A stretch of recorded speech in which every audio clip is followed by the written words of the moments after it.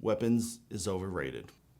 That's right, I said it. What is this freaking trend in recent horror films where your bad guys, your villains, your antagonists are made up to look just so bizarre and weird and unappealing and goofy? It's not scary. It's freaking cringe. Watching her on screen with her smeared makeup and lipstick on her teeth and her just whole presence, I wasn't scared at all. I was annoyed because it's so cringy. If she was like that coming at me, I would just punch her right in the face and smash her head in. So sit back and relax. We're going to talk about the good, the bad, and the ugly of the film, and I'll see if I can get you to come to my side of things. Let's start with the good. I thought the acting in this film was fine, perfectly passable, if not pretty good.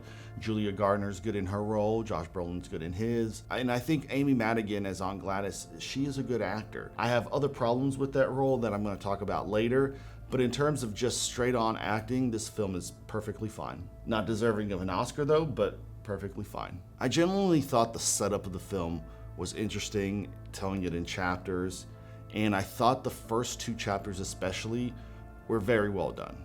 Julia Garner, who plays Justine, the teacher whose whole class disappears, I thought she was presented very well in the sense that we can relate to her, we understand her confusion, she has no idea what's going on. She seems like a good person who has some flaws. She's alcoholic, she drinks, she seduces married men. She has some flaws, and those flaws are good because it lets us imagine that, maybe there is something to this. Maybe she is involved in some way. I also thought the whole setup of the children being gone, what happened, the townsfolk blaming her and being angry with her, and all of that was really well done. I also thought the second chapter with Josh Brolin playing Archer was well done as well. We could see the grief and the obsession of this guy who lost his kid, who can't find him, and he's basically doing the job of the police who, at this point have no idea, no leads, no clues. And he's looking at security footage from neighbors. He's looking at maps, trying to figure out where everybody went. He's trying to talk to Justine, who doesn't really want to have anything to do with the town folks because they blame her and she didn't do anything. So those first 2 chapters are really done well. I also thought there were some genuinely creepy moments in this film. Not a ton, but some. I think my most creepy favorite moment was when Justine goes to the one student who's left in her class. She goes to his house, she sees something's weird and going on, and she parks a little bit of a ways away and sits to watch. And then time goes by, she gets tired, she falls asleep, it's nighttime, and you see the door of the house open, someone steps out, and you see her sleeping. We watch this person get closer and closer, and it's genuinely creepy because we know how vulnerable Justine is in that car right now. And then the back door opens. We don't see them get in. We don't even see them at all. They get in, it's creepy, and they're sitting there, and then what are they gonna do? They bring the scissors up front, and it's like, is this gonna be violent? And they steal her hair, and you're like, what is going on? That mystery, that suspense, you start questioning, like, why did they take the hair? What is the use of this? What is happening? Why didn't they attack? And it's a genuinely creepy, terrifying moment. That's few and far between, unfortunately, but more things like that would have really elevated this to be a much scarier film. Now this leads me to some of the bad things I found in this film. The biggest thing, it's not scary. It's not genuinely scary at all. There's just not enough moments in this film that give you that sense of dread, that creepiness, like this scene in the car. That's one and few and far in between.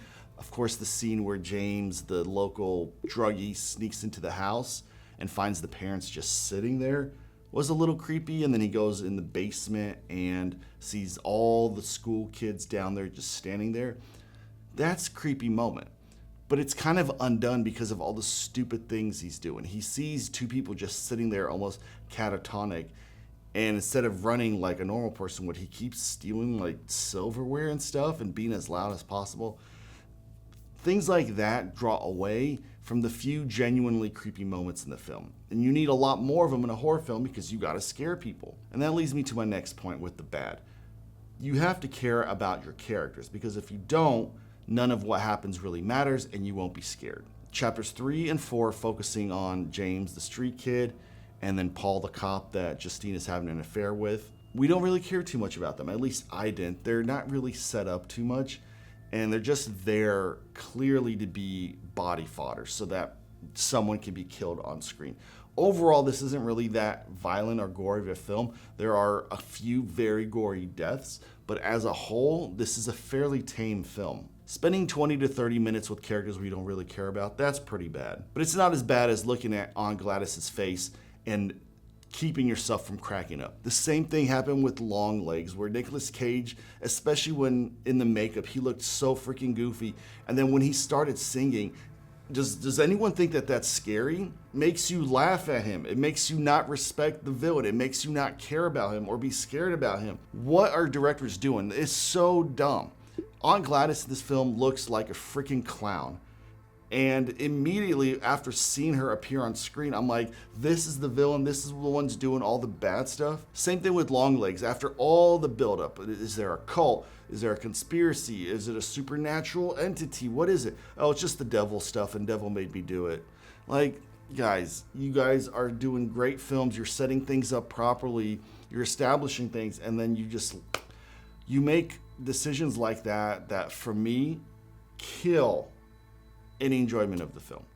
And so that whole final act in this film, watching Aunt Gladys deteriorate and get her comeuppance, it just, I don't know. I just think the design of her was dumb. So where does that leave us? We had the good, we had the bad, we had the ugly of this film. How would I rate it? That's tough because some parts I liked, some parts I hated, and I don't hate the film. I just think it's overrated. So in that regard, I would give this about a 3 out of 5. I can't go any higher. There's so many better horror films out there. Do you agree with me? Do you think Weapons is overrated? And if so, let me know in the comments. Let me know why I'm completely wrong. Or if you agree with me and you're happy someone finally said it, let me know too. Would love to hear from you all. Leave me a comment, leave me a like, subscribe to the channel. Help me build, help me grow. I'm looking forward to delivering a bunch of great content this year. And as always, stop scrolling, start watching.